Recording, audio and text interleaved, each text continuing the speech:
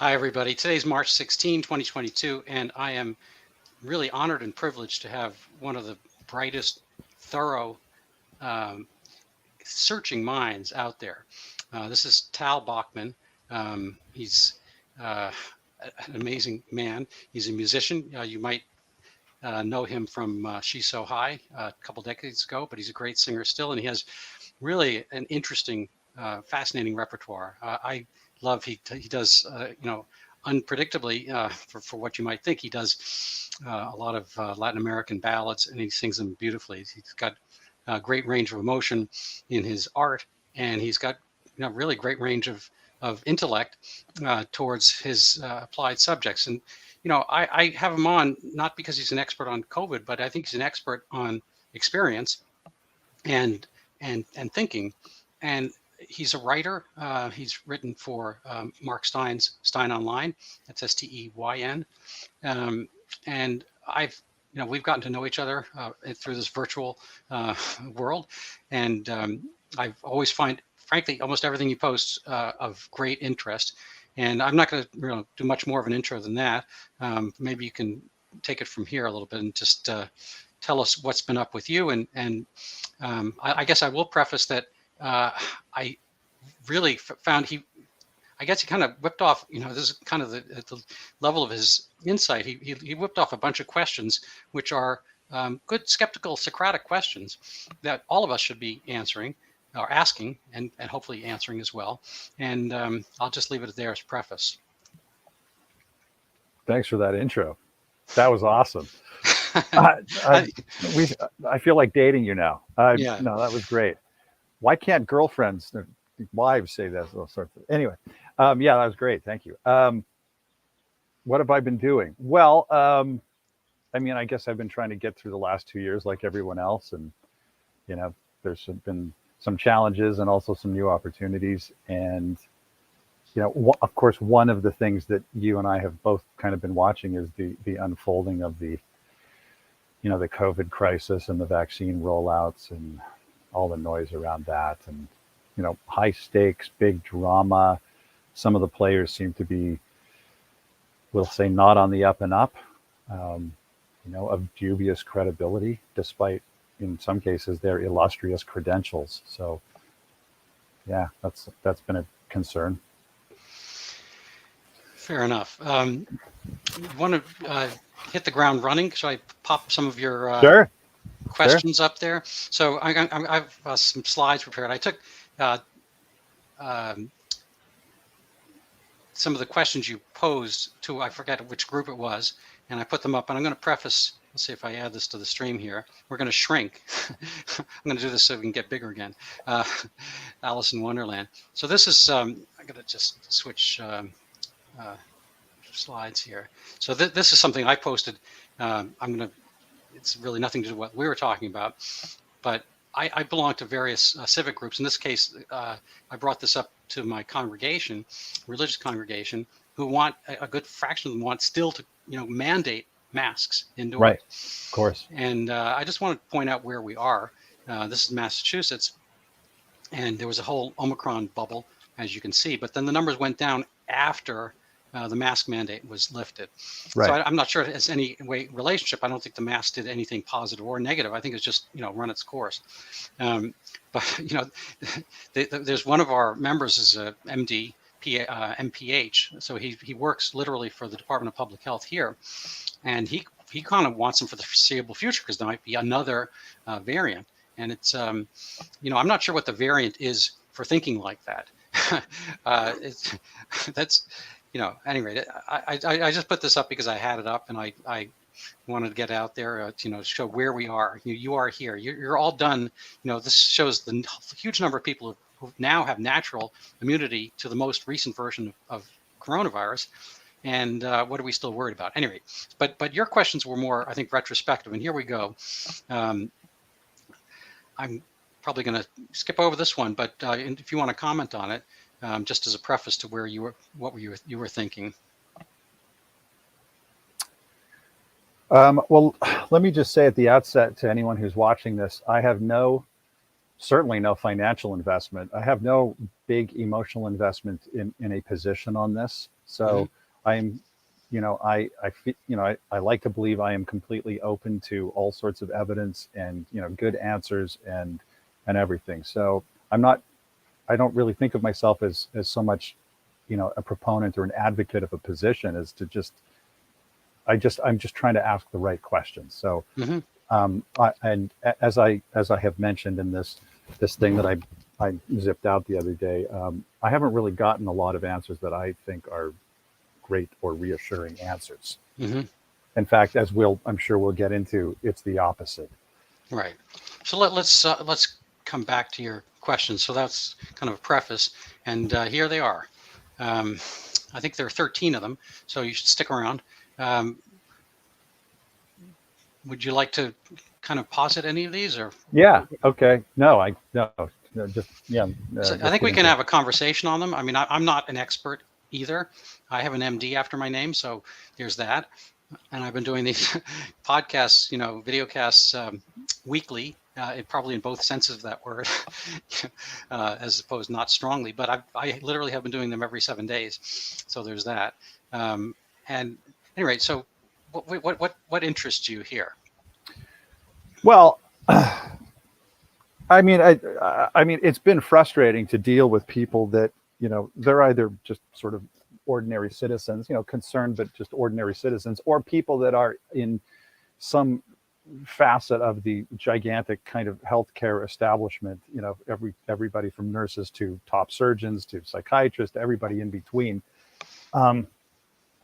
And, as I've mentioned on there, I mean, it seems like they're all reading from the same script, like the same sorts of talking points or sort of defense mechanism, impenetrable wall slogans have been uploaded into them. I mean, I know that I'm speaking kind of melodramatically, but you start to get that sense like what is this, an MK Ultra? Like, what are these people robots? Like, why can't we get a straight good faith answer? Why do these people seem completely incurious about this accumulating, mountain of, well, we'll call them, anecdotes. But I think that, I mean, let me just digress for a second. You get to a point when you hear these stories about adverse reactions to the vaccine.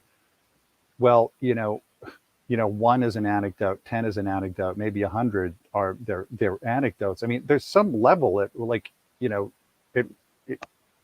just sort of, when you're trying to make sense of this data, these sorts of, these streams of incoming information, where you can't just isolate and dismiss every one of them as an anecdote. I mean, if you do a test on, say, 5,000 people of some kind or other, and 300 people kind of something happens to them, and when it's done in the kind of formal setting of a scientific test, you don't dismiss the 300 cases as anecdotes. That's evidence, because it's sort of been framed, to me, from what I can, I can gather.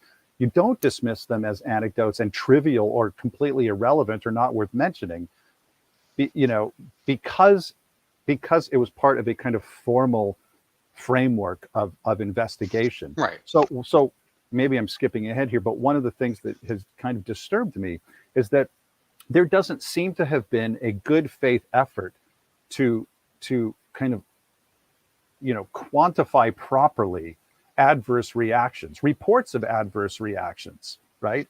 Like, where are the big giant studies that to really get the real numbers? These people, every time, sorry, Randy, I didn't mean to interrupt, but that's right. Every time you kind of bring this up, they say, well, the VAERS numbers, right? They're not that big. They're not that big. And, and it's like, okay, what are the real VAERS numbers? Because no one that I know, and I will bet you that anyone watching this who has experienced an adverse reaction or had someone in their personal circle who did, I would bet you that none of them has gone through the process of registering that adverse reaction on the VAERS website. Absolutely. So the obvious question is, how many adverse reactions really are there?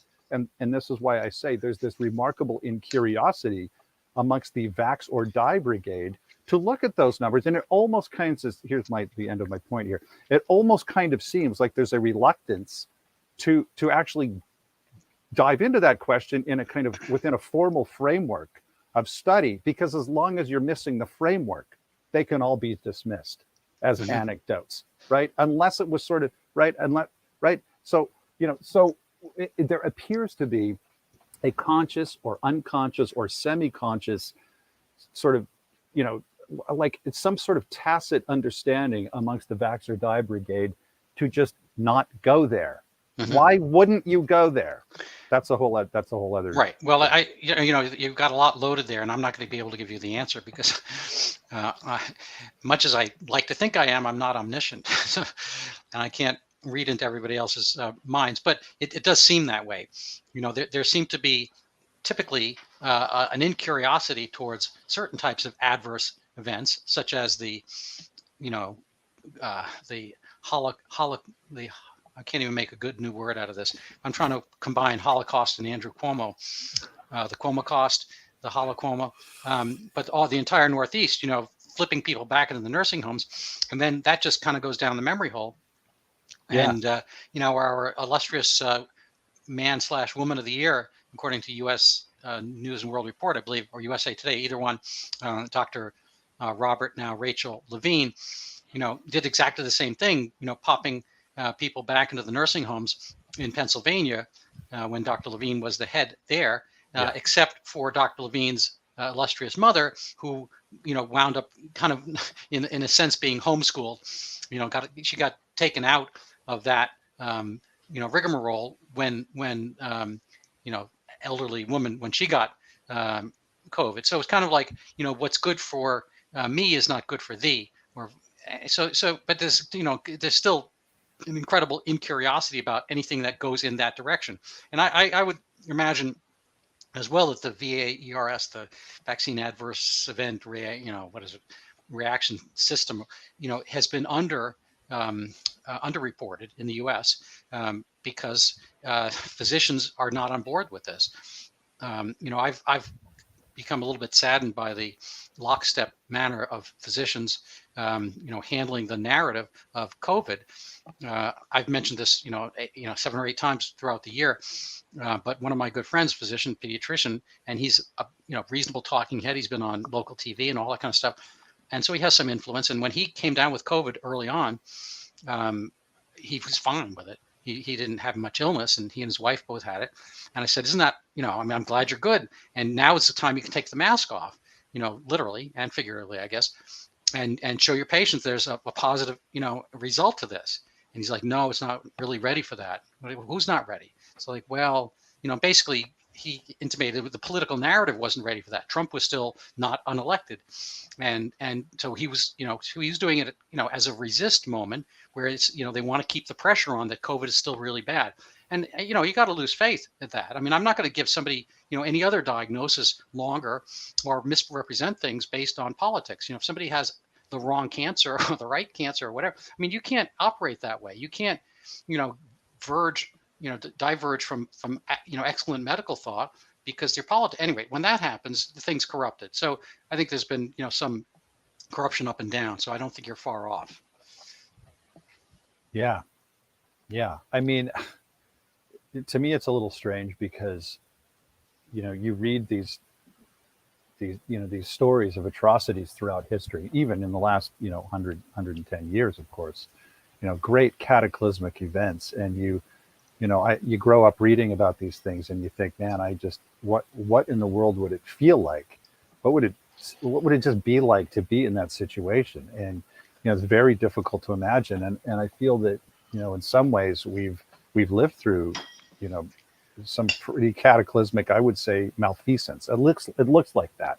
I mean, incompetence can go a long way when you're talking about government, but, some of these actors just, at the very least, it's just negligence, recklessness, and at most, they're profiteers. Now, one of the other kind of disturbing things, I mean, there's a lot of things to feel kind of disturbed and even outraged by, but one of them is, you kind of touched on, is where is the lingering outrage over Andrew Cuomo and these 10,000, 11,000 seniors that he basically murdered?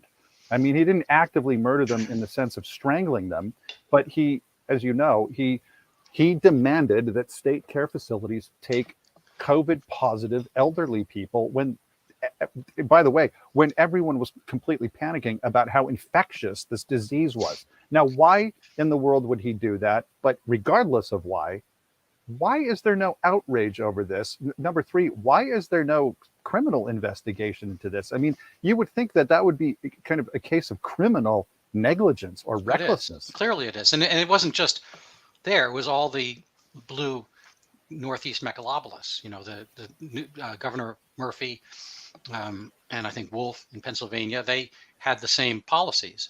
So I don't mean to cry wolf in this case, but literally. We should have done the sound effect with the rim shot for this.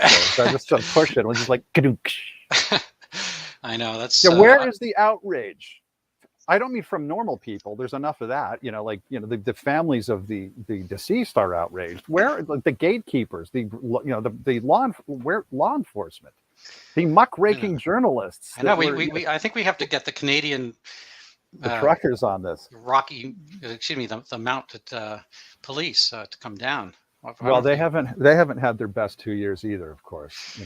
That's another disturbing thing, is how easily law enforcement agencies can be co-opted and manipulated, steered, and what will these guys not do? Yeah, no, it's this has come up in different conversations. I forgot, somebody was talking about, well, that's not in the Constitution. It was a dinner party recently. I'm not going to be able to come up with the precise context. I apologize, but it's like, that's awesome. The Constitution's awesome, but it is literally written on parchment, and if you need a populace to care about it enough, and otherwise people will go and do what they want, and will do what they will, and the Bible is out there, and people know what it is, but they don't necessarily follow it, and maybe they should, maybe they shouldn't, and the Constitution, maybe they should, maybe they shouldn't, but certainly that has been the operative, the operating system for our country. And you're a foreigner, I forgot to mention. Well, I'm a dual citizen. Oh, okay. Okay. Yeah. All right. Yeah. I know. I grew up in the U.S. But you speak reasonable American. So I'm going to pop up your questions again. I'm going to need my glasses to read them. Do you want to cover any of these? Does any of these have any interest aside from people pausing them and reading them at some?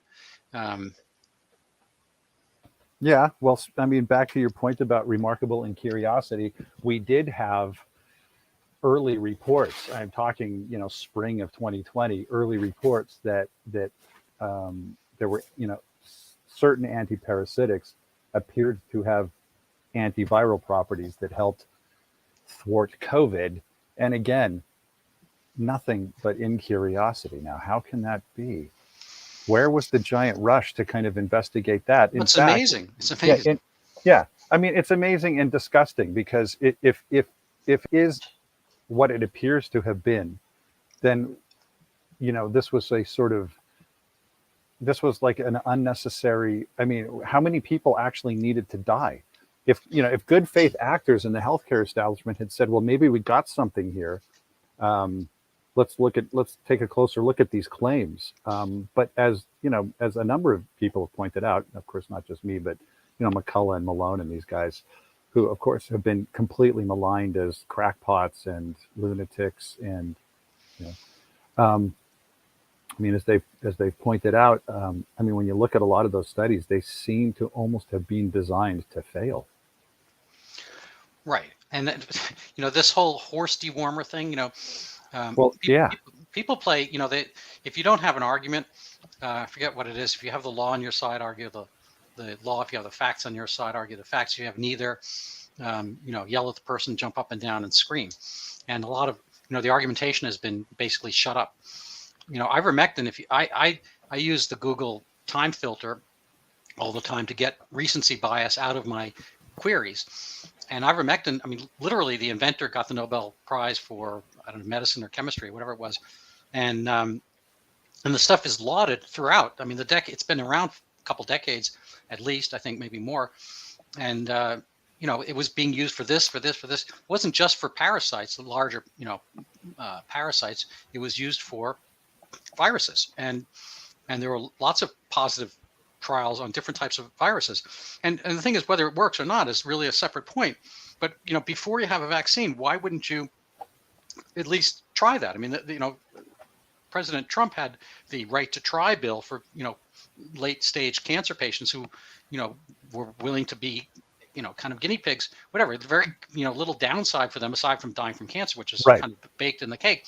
Right. Like why not? And there are all kinds of repurposed medications. Viagra literally was supposed to be a heart pill, and things to regrow hair and all. These are all Right. secondary side effects. And since this stuff was already FDA approved, as is HCQ, hydroxychloroquine, what is exactly the harm? If you have nothing else going, but it was all land-based, as if we're supposed to just stay huddled up and wait for the Messiah vaccine. Yeah. And that's where I think, the fix is in. And again, I am not an anti-vaxxer. I always posit this, that I literally have given out tens of thousands of vaccines over the years. I've taken dozens of vaccines. I've taken the flu shot. Anyway, you got the disclaimer. And so I'm very pro-vaccine, but always these are prior to the illness, not after the illness. And they've all been tested over the years, and they have decades of experience and whatnot. And here we're supposed to just kind of huddle up and lock down, and clearly there was no necessity for it. Everyone seemed to have some kind of I'm not a conspiracy guy, but this in a sense was a conspiracy, because if you go back before the the Gates Foundation had like a war games kind of thing for infectious virus, and their lockdowns. I mean, everything that the major governments did was all in this book. Yeah. And, Yeah. And Yeah. not in the book. They had it's all public. You can find it on YouTube. I'm not making this stuff up. Yeah. Um, I let me just pause here. I mean, I know that reasonable people can disagree about a lot of these things, and maybe and certainly the nuances of particular claims. But I mean, one big question for me is, how could you have been a sentient human being and not have seen red flags attached to this thing from the get-go? How could you not have smelt a rat? I just want to suggest respectfully, if you didn't smell a rat or see any red flags when these people started smearing ivermectin as horse dewormer, there's something wrong with you. You need to punch yourself in the head and wake up for yourself and your family and your loved ones. These people, I mean, there's no way that was just an accidental, incompetent thing. That was a designed kind of thought-terminating cliche, like mind-penetrating thing to just get you off even considering the possibility that there might be effective early-stage treatments for this thing. I mean, to smear a medicine that won the Nobel Prize in 2015, which was not that long ago. I mean, if you're 6, it was long ago. I mean, if you're us, it's not that long ago. I mean, we can remember, what we ate for lunch, we can remember a lot of 2015, I mean, it was not that long ago. And I guess I would further say, like, if you couldn't put together, if you couldn't figure out that was an unfair label on ivermectin, because it also had applicability to other mammals besides human beings, I mean, again, there's something wrong with you. I mean, we've been using antibiotics on horses, your cat, dogs, everything. We don't smear amoxicillin as dog medicine and then tell everyone to never take it again when there's an infection moving up their arm. I mean, it's just absolutely absurd. Especially, I've treated patients for decades, and people try lots of stuff before they come to see you or see me. And, they will have taken the amoxicillin. They're like, oh, I had the sort, I'm going to do a strep testing. Well, I want to, I took the amoxicillin already. Well, why'd you? Because that's what people do. They want to try it, and there's really no harm for that for the most part. I mean, every now and then you might have somebody penicillin allergic, but you're absolutely right. That's an excellent point. The fact that pigs probably take more amoxicillin per year than humans do is irrelevant. It's irrelevant. Of course. And if anybody brought it up, I mean, you'd be laughed out of whatever medical institution until now. If it just found out that it could help, steer people away speaking of stockyards and whatnot, there's a little bit of that. Like everyone's just being guided, put the blinders on and being guided into the whatever the little pathways are. I'm not saying we're going to the slaughterhouse, but we are being corralled. And what's that? What's up with that? What's the reason for that? I don't know. I mean, I do know, but. Well, maybe you could argue that, a lot of folks have kind of been led to a slaughterhouse, because if you're at risk for COVID and you come down with those COVID symptoms and you put a call in the first 2 hours, and your doctor and everyone else, or every healthcare professional around you says, whatever you do, don't take these 2 medications. Don't take extra zinc. Don't take HCQ, which is, quinine, right? Right. A kind of modern version of quinine, which helped win World War II. And before that had been around. Helped build the Panama Canal. Yeah, exactly. And before that, had been around for millennia in the New World, right? It's a kind of a native herbal medication. But okay, and then you die. How many people died as a result of being put off those possibly, maybe, probably effective early stage treatments? In fact, it wasn't just being put off, of course. It was the American government, the Canadian government, I think the British government, certainly the Australian government, a whole bunch of governments denied access to those potentially life-saving medicines. Absolutely. And even if you were fortunate enough to have a doctor who would give you a prescription, the pharmacists refused to fill the prescription. Now that black marketing, you would literally have, and as we've seen from recent federal donations, you would literally have an easier time getting a crack pipe. Well, you would. I mean, the Biden administration, didn't they fund the handing out of crack pipes? But they did everything they could to deny people access to potentially life-saving medicine. Now, that is Soviet level dystopian evil. I mean, what is the possible excuse for that? We've lived through something, is what I was saying a few minutes ago. We've lived through something that is sort of in the same category as these cataclysms that other people have lived through in years past, decades past. A state-sponsored famine in Ukraine, that my distant relatives were involved with, the ones that didn't come over to Canada and America. I mean, it's been that kind of thing. I mean, it actually appears to have been that. Meanwhile, you're in San Isidro or San Diego, you're in San Clemente, driving around doing the Nixon tour. You can't get ivermectin if you come down, but if you drive across the border to Tijuana, which I don't know what it's like now, but traditionally has been viewed as it's something of a toilet. You drive across the border to Tijuana, you get this stuff for 20 cents a tablet or whatever, as much as you want, over the counter, and potentially save your life. Now, last thing I'll say is, does it actually work? Well, it seems to. I certainly know tons of people that have come down with COVID, slammed ivermectin, slammed their zinc, and none of them have died. I know one guy I was very close to who died after getting a vaccine. I don't know anyone who's died from COVID. I'm not saying they don't exist, of course, but right. I don't know anyone. Right. Well, I think that the data are very good that ivermectin has very little downside. The places that, where it was not pilloried, such as South Africa and India. India is kind of a big place. I think let me check my watch. I think there are 1 billion people running around India right now. And they had the India strain, which got relabeled the Delta strain. And at the time, the country was, I think, 10 to 15% vaccinated. Very similar to South Africa's situation with both the Beta strain and then Omicron. Very, very low levels of vaccination background.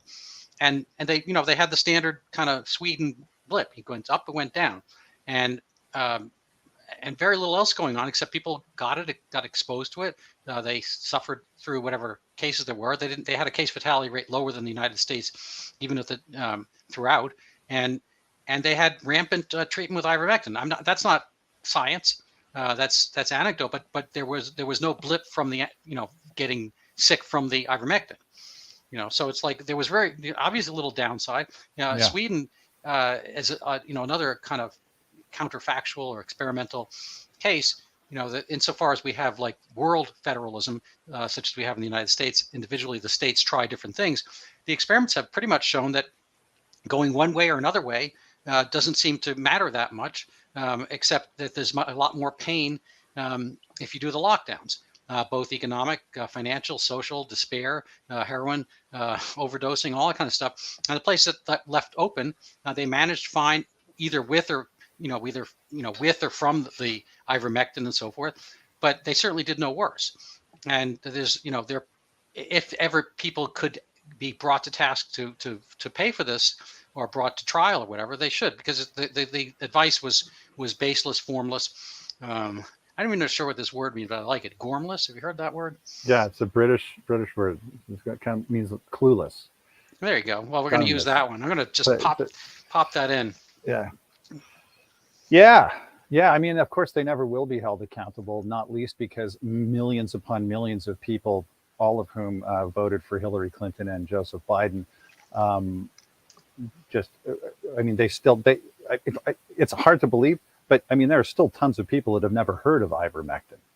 There are still tons of people that have never heard that there might be a growing group of people that have suffered really severe health problems because of the vaccine, not because of COVID. I'm not talking about dummies or, third generation welfare bums or anything. I'm talking about, like, in many cases, clever people with successful jobs, and they're driving to work every day listening to NPR in their $60,000 car. A lot of these people have never even heard of this, other than maybe they've heard that there are some, hillbilly, toothless, backwoods, Trump-loving yokels who have fallen prey to Russian disinformation and QAnon, who don't want to get the greatest medical miracle since Jonas Salk came up with the polio vaccine. Yeah. Now, I just want to say this in defense of the vaccine. I think I've told you I've finished a book. It's going to be out next week or two, overturning Zika. And I was going to have it out a couple months ago. And then I thought, what's really missing is, frankly, what's missing in the Zika world, which is the Zika vaccine. So I wrote a chapter about the Zika vaccine, and people were promised a Zika vaccine right away. And a lot of people, multiple countries through tropical Latin America, were told from their health ministers not to have kids. Don't have any kids. We're going to get the vaccine, and then you can start having kids. So, and this was open-ended. People thought maybe a couple years, 2-3 years, would have a vaccine. I don't know if people listened or not. The birth rate went down in all those places. And there are probably, hundreds of thousands of, missing souls that never came to be one way or another based on that. So it had a price, but they're still trying to get a vaccine. So I think that the effort, Operation Warp Speed, relatively speaking, was, given that the Zika vaccine is going now on like 6 years or so, and there's no Zika vaccine. Not another day, another topic. But, did it have to be the mRNA version? So they kind of mixed something else in the cake here, because the Johnson & Johnson proves, and there are other versions, there's Sinovac and Covaxin from, Asia, from China and India, respectively. There's a Russian version, I think Sputnik, something like that, where they did simpler versions of vaccine, and they had them out cheaper, for like literally, 50 cents per dose. And they could get more people vaccinated with, probably a slightly lesser efficacy version, but we had to have the mRNA one. And so I think this was kind of a piggybacking. But as long as the coffers are open and billions are being thrown, or maybe tens, I don't know how many, maybe hundreds of billions, I don't know what the number is. We're going to get the super duper one. We've always wanted to do an mRNA one, and I think it was kind of a sleight of hand to I'm not quite slip a Mickey in the taxpayers' drink, but they could have just gone with standard influenza, flu shot type vaccine formulations and done just fine. And, given that the mRNA ones have never, ever, and that's a lot of evers, been done, why did it have to be done now? So you have a second problem, which my other good friend, Marc Giraudot in Paris, who's a brilliant guy, and I have an interview with him up here as well, and maybe I'll get him back, but you should check out his Substack. And I might touch on it briefly, but he is interested in the LNP, the actual, I think I'm getting the acronym wrong, but the lipo nanoparticle, is correct. I was thinking liquid natural gas, but the lipid nanoparticle, that they themselves, are probably forming emboli of some type or another and getting in the vasculature. One of the, I don't want to take too long a side break here, but one of the problems, you play rugby, and I'm every now and then I'm sure somebody gets severe fractures, but one of the problems with the severe fractures, you can get a fatty embolism. That is, some piece of the marrow, the fatty part, can get in your bloodstream, and that's death, because little fat stuff doesn't dissolve. It's like getting bacon grease down your drain. It just sits and clogs there. And yet, the vehicle for these vaccines are little fats, and they might sit in the muscle, but they might not. So there's some leakage. And so there's been some thought that, it's not necessarily just the vaccine part, which is its own issue, but the vehicle. And but we decided to do that, and we had to do that right away. And I think it may very well turn out to be a most wonderful invention, and we can get, great new formulations, so forth. But I don't think it had to be done. We had adenovirus carriers already for the, generations of flu shots. Why did this have to be done this way? Sorry, that was my little diatribe. Well, yeah, I mean, even if you don't know anything about mRNA research over the last, 35 years or whatever, I mean, I'll just say, I'm not saying there are no exceptions to this. I mean, if we're little kids and it's 1957 and we can and everyone can kind of understand how the polio vaccine is going to work, and we've had friends die from polio, maybe that's a different story. But I mean, with a maybe not a novel technology, but one that had not really been, that I know of, been tested on human beings. I mean, that's the last thing I want rushed to market at warp speed. And then enforced. I mean, even then enforced. Yeah, like, I mean, the name, I mean, is a little bit of, it's like, okay, wait a second, yeah, warp speed. Well, and also I'm healthy. And if I look at the real numbers, I mean, I'm supporting your point here. Did we really need that? And if we did we really need to go as an option? Did we really need to go whole hog and demand that everyone basically force millions of people? I love these dummies that say no one was ever forced to take this injection. Of course they were forced. I mean, of course they were. Of course they were. I mean, if you're going to lose your house, your mortgage, your job, your career. Don't have a job. You can't fly anywhere. You can't go to, you can't get out of your room. We're definitely going to let you live. It's right. Like house arrest. Well, it's literally, it's to me, it's literally like a guy pulls a gun on you in a back alley and says, "Give me all your money," and or I'll shoot you. You don't have to. You don't have to. You could just take the bullet in the head. So technically, you weren't forced to do anything. I mean, it's absurd. But yeah, I mean, well, that what you're saying is, I mean, this is another reason why it's so unfair for even people that feel absolutely comfortable and confident. They don't think that anything could ever be awry with any of these vaccines or any Pfizer product, because we know how spotless their record is for decades. How unfair is it for these people to smear as paranoid conspiracy theorists or the idiot dupes of Russian disinformation, because they're hesitant or they have concerns over this thing that appeared out of nowhere, didn't go through normal testing, was rushed to market at warp speed, and their cousin fell over dead 2 weeks ago after he got the second vaccine, even though he's only 23 years old. Right. I mean, I think there's really good data from FIFA, the soccer group, and they not just do the top level professionals, but they, anybody who's enrolled in, like, I guess, high school and above, or maybe even in high school, and they found a 5-fold increase in sudden death amongst their players, predominantly male. And that's the age group that has more myocarditis. Myocarditis is fatal. I got literally screamed at. This goes back maybe 6 or 8 months. I was at my other group, this tennis and squash club, and I was sitting there watching. I had just finished a game. I'm just sitting on the couch, and there's another court, and a young mom was watching her kid take a lesson. We went up chatting because I was just kind of toweling off, whatever, recuperating, and the kid's wearing a mask playing. No reason for that. Squash courts have like 20-foot ceilings, big aeration, anyway, no reason. Kids don't get ill from this. And so I was just kind of, I'm trying to get information for my show and get the sense of the public.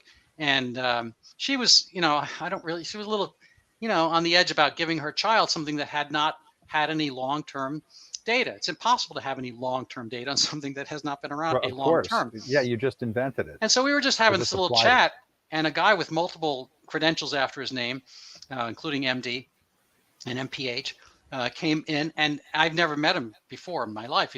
Yes, he's a member, and better one than me, obviously, because he's in the right and I'm wrong. He started screaming that you cannot talk to her like that. You cannot say you're going to breed vaccine, I don't know, Paranoia. resistance or something Yeah, like that. right. And he was literally screaming at me, and I'm not joking. And so I had to take him to a side room to see if I could kind of turn the temperature down, because even if I'm right, it looks bad, having somebody yell. And so I tried to get him to write his questions down and email them to me. And we did this, actually. So we back and forth. He had some interesting points, and he's a smart guy, as it were. He's a little bit on the rude side, but he made this point that I said, look, the vaccine can give you myocarditis. And he said, look, you can get myocarditis from the virus itself, so you should get the vaccine so you don't get the virus. And so I thought about that for a little bit, and I'm like, well, what if you've already had the virus illness and you passed through it fine? You're a young 17-year-old guy, and God bless you, you had no myocarditis. Why should you go back into the, jump into the well again and take the additional risk when you don't need it? Of course. Aside from, kind of politics. And he never sent me back an answer. Exactly. There's no answer. And this is another one of the disturbing things. So we have been bombarded with health authorities with all the right letters after their names showing up, and I wouldn't even say in effect, because it's almost been just completely they've been completely brazen about it. Do X because I said you should do X, and you should do X because je suis la science. I am the science. Okay, it's like right out of the French Revolution. It's like Anthony Fauci. I am the science. I am the doctor. I mean, la science c'est moi. I mean, I am the doctor. I know what's up. It's the end of the story. I don't need to answer your question. If you actually try to get them to answer crucial questions, they really, I mean, I don't know about you. I mean, most of these people, I can't think of one of them. I get people screaming at me. That's what they do. That's what they do. They get upset. They start, and I think what it is now, I'm not credentialed in this area, but I think what it is, I mean, I think that's just like standard cognitive dissonance. You are absolutely, every molecule in your body has committed to a certain proposition, a certain view of the world. In this case, it's all about everyone, even 5-year-old little kids should get jabbed with Pfizer's latest mystery product and we don't even really know all the ingredients of it.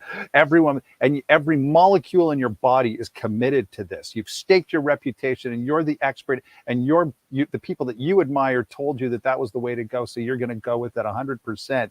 And then you start to observe things that don't quite comport with your position, or some pesky person, a Dr. Bach, comes along and asks you a question that suddenly kind of jimmies you out of that. You have to say it's a kind of cult mind state. It's the same it really is the same kind of mind state. It kind of jimmies you out of it. It jimmies you out of yourself for a few seconds, so that you have to start thinking critically. And it's very anxiety inducing. Okay. This is what I think is going on, and they don't really know what to say, and they don't want to be there. And in that moment, the only thing they want is to get back into that nice, comfortable mind state that they were in 2 seconds before you asked your question. And so they must shut you down. It's like it's Reagan's Star Wars missile defense shield. It's like the cone around their consciousness, and it is just going to neutralize any incoming missile that would provoke you into thinking critically. Okay, and this is what they do. And it's not only yelling at people at squash gyms. It's that the entire establishment, with the cooperation of law enforcers, legislators, bureaucrats, regulators, with their accomplices in social media, are censoring those questions. They're not even censoring arguments or evidence. Of course they are, but they're not only doing that, they're censoring the questions. And here's another thing. I mean, anyone who doesn't see, who doesn't know that government is using social media and legacy media as proxy censors, Oh, absolutely. you're out of it. You Yeah. are out of it. It's the most transparent end run around the First Amendment that you can imagine, and yet it's working, and they're getting away with it. You still hear these people, these NPR people that are making like 400 grand a year at their cushy job. They will tell you with a straight face, well, Twitter has its own terms of use, and they can do whatever they want, and they can boot you off or whatever. Completely oblivious to the fact that the Biden administration, and in fairness, goons in the Trump administration that I don't think Trump was controlling, but were operating as Right. yet another rogue arm of the federal Leviathan, are applying very credible regulatory threats to these entities, Right. these corporate entities. If they don't comply, if they don't, prohibit misinformation, Right. they're going to be punished. Yeah. They No, could be put out of business. it's Stalinism with a happy face. It is. It's Stalinism with just this thinnest veneer of an, like we're all supposed to believe that like Google has no relationships with, this sprawling, monstrous bureaucracy and, presidential administrations. It's absurd. I mean, it's just absolutely absurd. Of course, they're doing the hatchet job activities that the feds, they don't want to do it directly out in the open. They just kind of deputize Google, who of course owns YouTube. Right. So I'm not going to. I had some slides I'm not going to get to, but one I'll post maybe a link to later is the CDC Foundation, which is sponsored by Pfizer, Merck, Facebook, and so forth. It's a great name, the CDC Foundation. I mean, who could possibly argue with that? And they talk about the way they nudge people to thinking. The UK had its own nudge unit. That's literally what they call it. And in war, we understand these things. These are like the Ministry of Truth, and you kind of want a different war footing to kind of keep everyone together. But this is being kind of grossly misapplied. So we only have maybe around 10 minutes left, and I just wanted to maybe make a provocative question. Have you listened to anybody kind of recommend any scientists and so forth recommend literally the vaccine at this point to kids? Have you had a chance to follow up on that? Any thoughts on that? Well, I don't know if you remained on the video chat that we had the other night to that point. I don't know if you logged off. Just for viewers, Randy and I were involved with a group video chat. We won't name any names, with two experts with spectacular academic placements. And at the end of that conversation, the guy said that he thought all those little 5-year-olds should get the vax. Yeah. So there's that. Of course they do. These people, these are the two experts that, as you know, very sympathetic people. I love them. I think they're great people, and they're very generous with their time. But I just don't get it. You sound like a very nice guy. I can't say that I felt that way. I don't know these people. That was my first encounter with them. No answers, pompous. Right. All they did, it was right out of Orwell's, Animal Farm, just repeating, but the vaccines are safe and effective, but the vaccines are safe and effective, but the vaccines are safe and effective. No curiosity about the recently court-ordered, the recent release, the court-ordered release of the Pfizer data, the internal documents that they wanted kept safe for 75 years. No curiosity about it, no familiarity with the contents, and absolutely dismissive of anyone who might be intrigued by anything that is now coming out because of those documents, including the fact that Pfizer absolutely misled the FDA. I mean, that's clear even at this early stage. So absolutely, there've been this giant document dump. People are only now, including Naomi Wolf, kind of organizing these kind of task forces to kind of go through the documents and make sense of them and try to organize them. And so if and when it happens, it'll happen away from the light and away from the timeliness. When I was doing these weekly shows, I wanted data about like who's getting sick, what type of people and so forth. And the CDC, we pay them. I don't know. I think gazillions is the right number or something right in there. And they can't release the data in time to say what, who's getting sick from this, who's dying, what are the ages and so forth. And it's, they had the information. They have, spreadsheets, they could put them out. They withheld them essentially, and they made them relatively opaque to discovery. Yeah. But the thing that I found missing, just to kind of get back to this microbiologist PhD level conversation, is that, I'm not saying everything should be clinical or be looked at clinically, but I think there's a big divide and divorce between saying a virus, let's say you think, I don't know, the yellow fever vaccine is safe. It may be, it may not be. But the question is, do you need a yellow fever vaccine? Right. A 5-year-old, the vaccines may turn out to be fine, but it's pointless. I think vaccines are awesome. And I think probably a yellow fever vaccine is awesome, but I don't take one. I have no plans to take one. And I probably will not be headed to, I don't know, where, Nigeria or someplace where in the brush where I might need one. And if I do, I'll get one. But I wouldn't give one to my 5-year-old just because it's an awesome vaccine. I don't have a 5-year-old, but I think it would be idiotic to give one to my 90-year-old mother-in-law who's downstairs. I mean, she wants every booster, and when Pfizer's president wants to give everyone a 4th booster, she'd be the first to line up for it. And God bless her, she's welcome to it. But her long-term prognosis, one way or another, is pretty grim, and with or without vaccine, and it's totally the opposite for a 9-year-old. Well, every human that's born into the world has that grim prognosis because we it's just a matter of timeliness. Anyway, so I'm going to leave you with closing thoughts, I want to preface by saying that I'm so honored that you were here with me tonight. I think this was awesome, and you have open invitation. I'm happy to do this more on different topics. That would be great. Yeah, thanks for having me.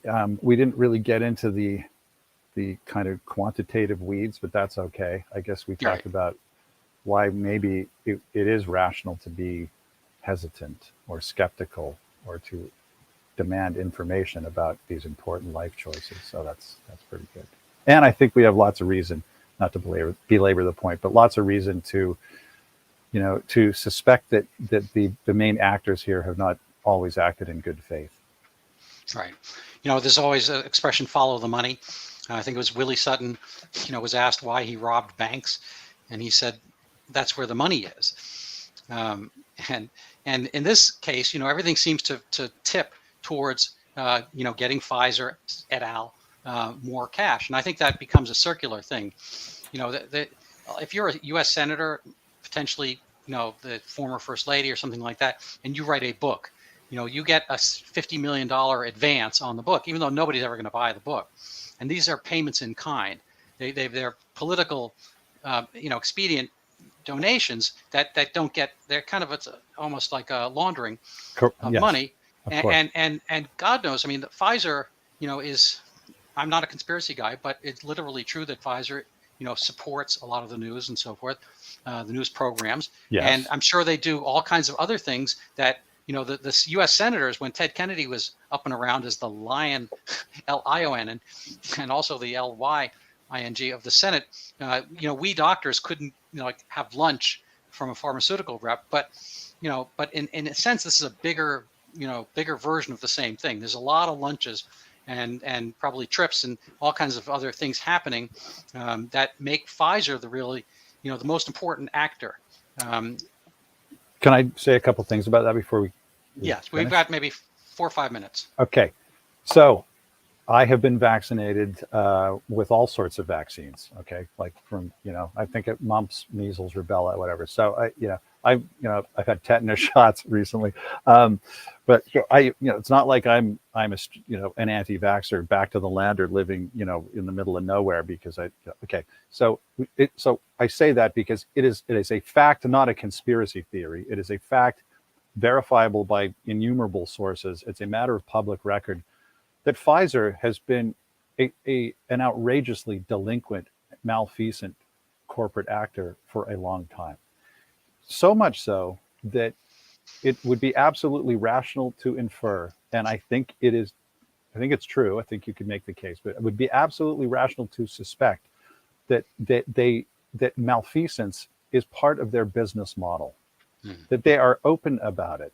They consistently, their average from the public records that I've looked at in the last week, they average $500 million. Pfizer and its subsidiaries have averaged $500 million in criminal and civil penalties every year for the last 2 decades. Now that's only going back 2 decades. If you go back further, you see all sorts of other court cases and criminal proceedings. And the rap sheet is almost incredible.